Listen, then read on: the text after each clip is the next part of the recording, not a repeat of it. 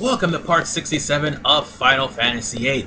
Now it's time to see who the president is and why he called us here. Well, it's kind of a no-brainer of who he is, considering that Kyros was the one who called us here to Esthar, and Ward is the one that saved us from having to fight a bunch of Esthar soldiers.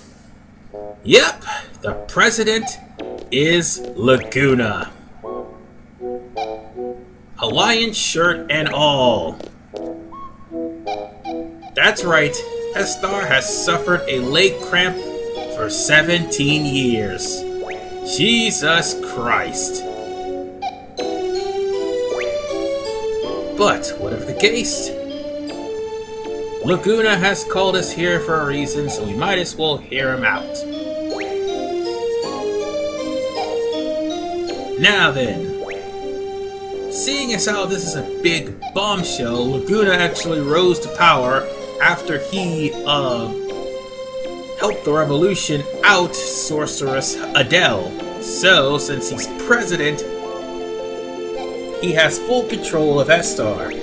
And yet Esthar is an isolationist because Laguna honestly doesn't know what the hell he's doing in politics. And he honestly thought that Squall and everybody else who was in his past thoughts were fairies. Oh, and just so we're clear, there is one more thing that needs to be mentioned. Might as well drop this bombshell now before we actually forget, because I will forget to record this. Laguna, that man you see standing right there, is actually Squall's father. So all this time, Squall was never orphaned. Okay, Squall was technically orphaned because his mother died after giving birth to him. Squall never knows this, but Squall's original home is Windhill. He was brought over to Edia because his mother died after giving birth to him. So yes, Squall's real last name is Loire and not Lionheart.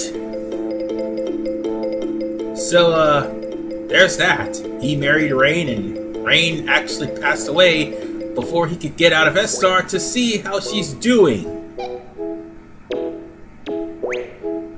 And to be fair,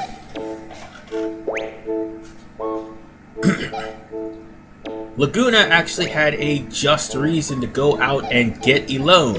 You see, Elone, from a young age, actually had the power of the sorceress, which is why Elone was warping Squall and everybody else into Laguna's mind, so they could try to lead those guys into the right path. Unfortunately,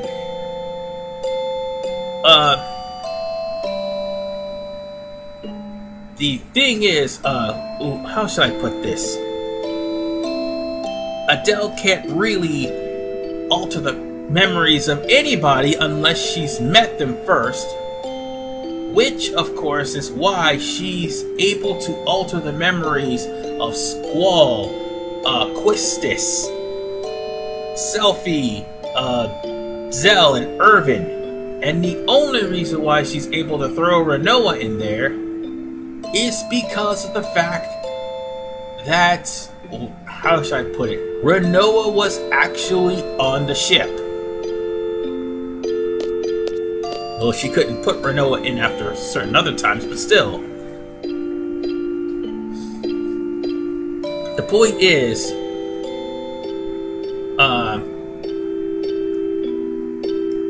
how should I put this? Because it's kind of confusing in a way.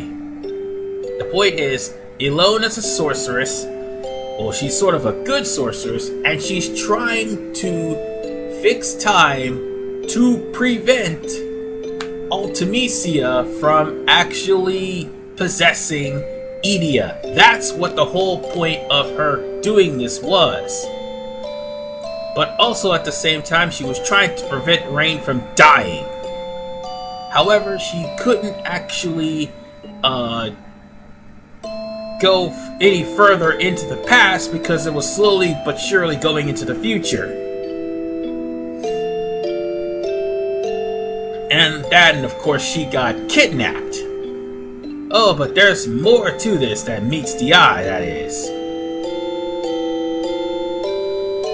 But this right here is the operation that we just got finished going through several parts ago. I mean, this scene should look familiar. So, basically, the operation was they tried to make a crystal pillar so that they will be able to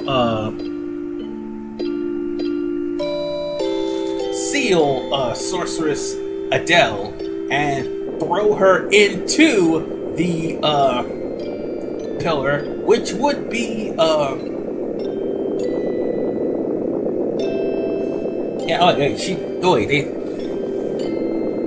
they threw the crystal pillar to try to keep her from actually starting the lunar cry in Esthar, and they were trying to get rid of Sorceress Adele and all that good jazz. But here's the thing. Adele caught on to their plans because Adele's not that stupid. Well, she is sort of stupid, but not that stupid. Oh, and yes, that thing that looks like a man is a she. Now then, Laguna is quite possibly going to pull a Joseph Joestar here. This is by far the most hilarious way to ever capture a sorceress. Well, first, trick Adele to tell her that Alone is waiting for her. And then, once Adele realizes that it's an actual fake,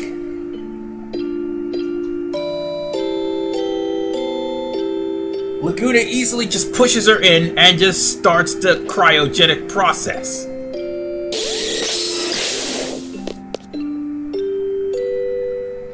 And thus we get Adele that was sealed away.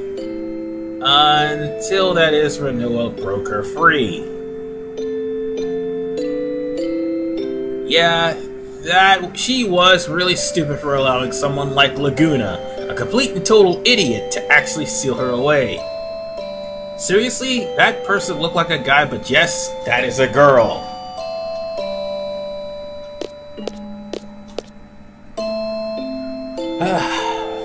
Whatever the case.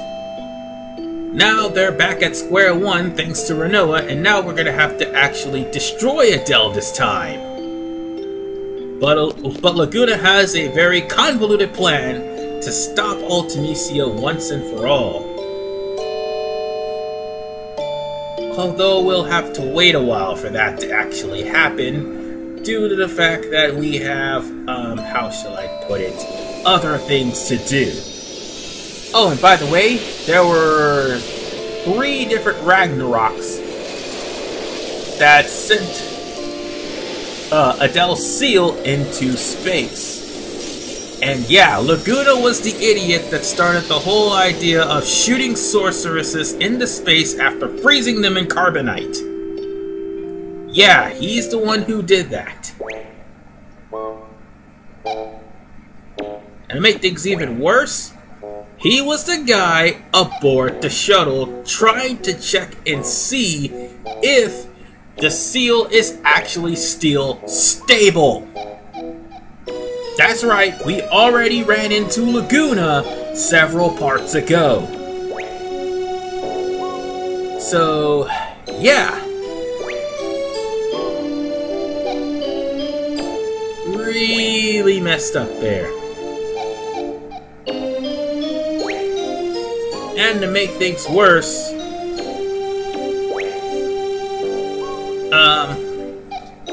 because he sent Alone there to the Alone back to Windhill to comfort Rain, and Rain died, both Squall and Alone ended up in the orphanage. So in other words, Laguna was pretty much at fault for Squall being in the orphanage in the first place. I would say some dad he's been, but nah, I don't know, man. He's got a lot of problems. He really couldn't do much.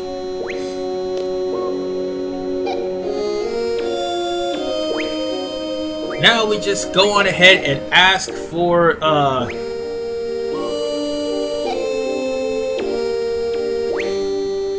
well, actually, in order to proceed with the story, you still gotta ask more questions, but the big question you need to ask to proceed with the story even more was the mission details.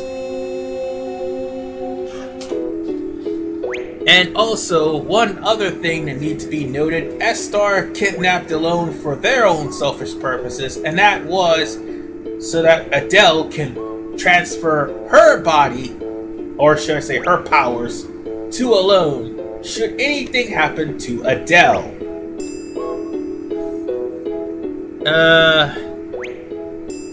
I think that is going to be a terrible thing. A horrible thing.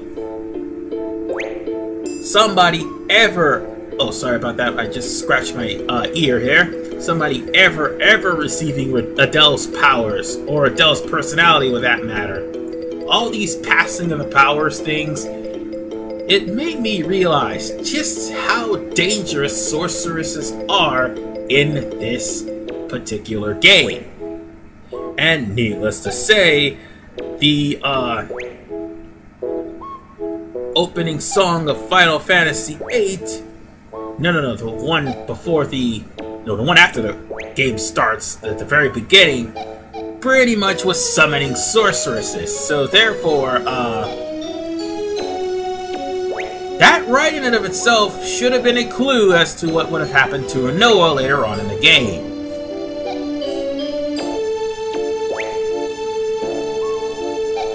And now we also know why Alone happened to jump on the ship and go to Esthar after she was rescued from the orphanage ship.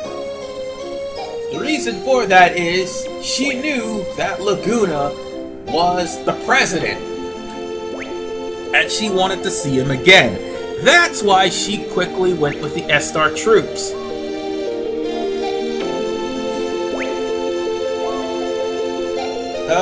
Well, not much I can wholeheartedly say except now Alone is in the custody of Galbadia, and she is in the lunatic Pandora, which is practically the mission that we are going to have to do once we get to the main storyline.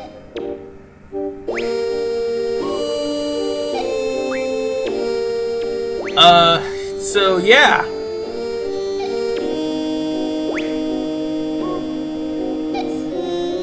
The gist is, we're now gonna have to save Adele from the lunatic Pandora, which is at this current point at Tears Point. So if you didn't get the Solomon Ring for Doom Train, you completely missed out on Doom Train for good. Unless you have Chocobo World. And for those of you who don't have a PlayStation Pocket, well, you missed out on Doom Train. Just like Diablos. Now then, is there anything else that I need to say here? Oh yeah. Dr. Odin has, the gist of what's going on. And what's going on is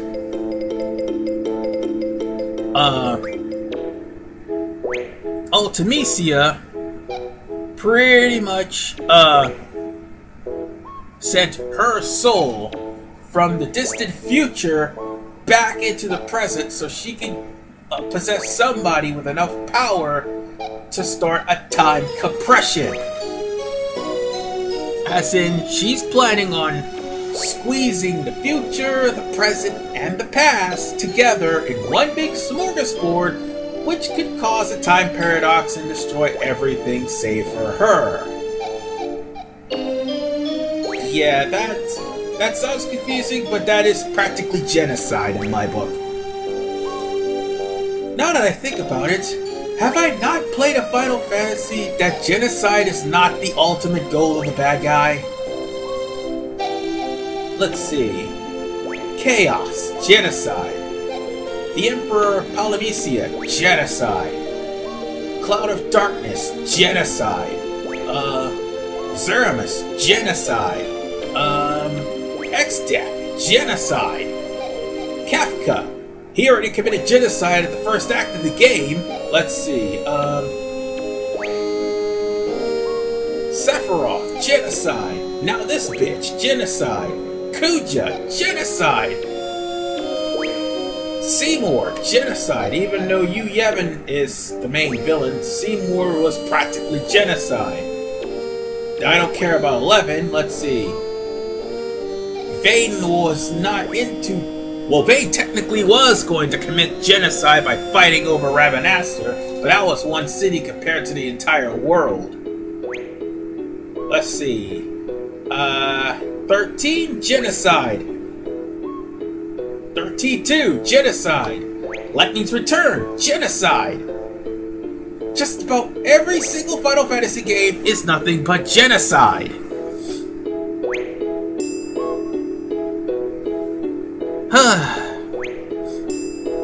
I have got to reevaluate my life. And then I'm planning on playing Final Fantasy 15. Which something tells me that may also end in genocide.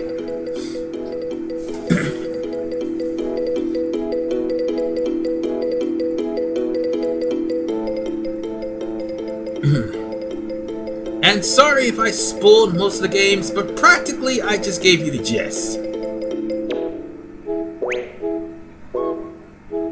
So, what Odin's plan is to have Ultimecia possess Rinoa, and then alone with her time travel powers, send Ultimecia to the past, and then alone could separate Rinoa with Ultimecia, leaving Ultimecia stranded in the past and sealed away. Well, actually, we'll leave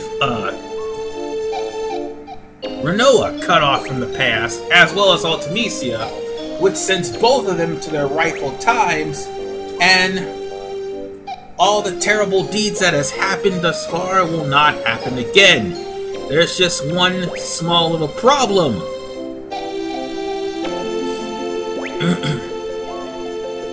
With all of the time jumping that we will be doing,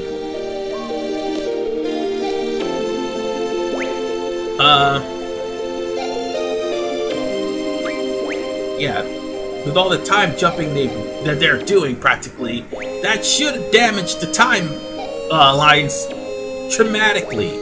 Or I guess this must be multiverse theory. Whatever the case, Kyros, Ward, and Laguna are now on the Ragnarok, almost like lunatic Pangea. And from here on in, that's where he will stay. And you can also actually fight Laguna for the Squall card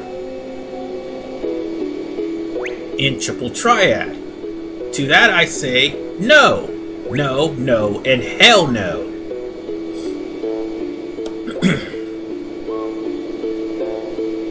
So what we need to practically do is bring everybody over to the Lunatic Pandora, which would be the next point of interest. Defeats Sorceress Adele, Ultimecia possesses Rinoa instead, sends Rinoa back to the past, separates Rinoa and Ultimecia, cuts them off from the past to come back to their previous time, and everything else would be back to normal, save for the usual time paradoxes. And he also said something that is pretty much foreshadowing. Just believe in your friends and you'll find them. I think that's what he's saying. Trust me, that is foreshadowing indeed, because we're really coming close to the end of the game. We only got one more disc left. And before we end this disc, we got some stuff to do.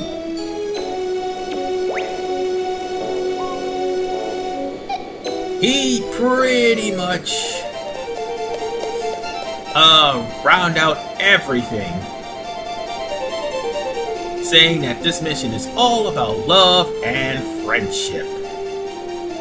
Friendship, he says. He doesn't know how right that is. Anyway, Laguna has one last lake cramp for the road. And we will pretty much call this a game.